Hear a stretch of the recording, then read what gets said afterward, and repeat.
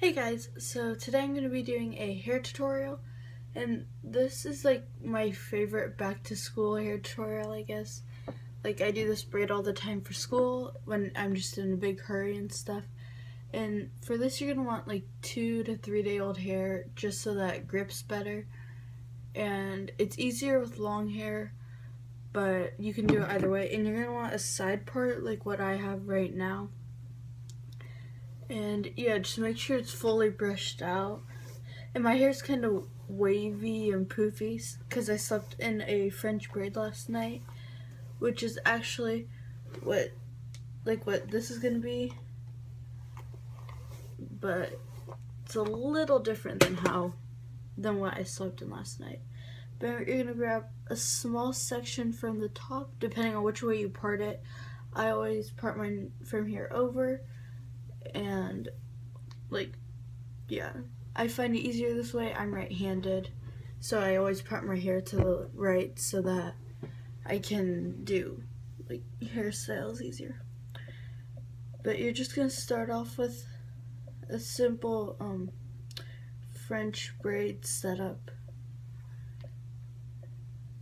and you're just gonna grab some hair, and you don't want to pull this, you don't want this braid to start going back. You want it to stay to the side of your head. And I grab small sections because it looks nicer and it's just all around easier. But this you can either do it loosely or tightly, but it doesn't really matter. It really just depends on, once it's done, if you're gonna want to separate it some. But I'm trying to go a little slow so you guys can see what I'm doing. But if you don't know how to do a regular French, like just a normal French braid, I'd suggest going and watching a tutorial for that before you attempt this, because that's essentially what this is. I'm just French braiding my hair. And as you can tell, I'm sick and my voice is like really weird. But you can either stop it right here and just have it hanging down in like a little ponytail with the rest of your hair, or you can keep going. And for those who want to keep going, I'll keep going. And usually I don't stop, but sometimes I do.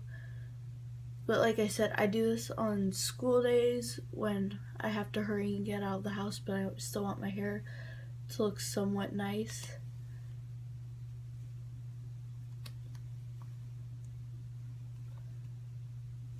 And at the bottom, you're going to want to make it tight as you're switching from a French braid to a regular braid, because otherwise you'll get this really big like lump in the back.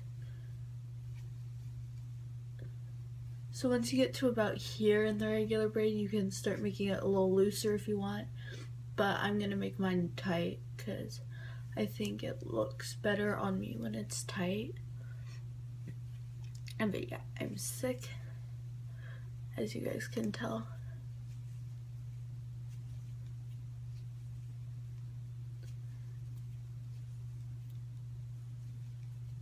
And then I'm just gonna take a hair tie, just a regular one, and tie the bottom off. If you want, you can use a clear elastic. I find it easier not to, and I don't really care if people see the hair tie with this.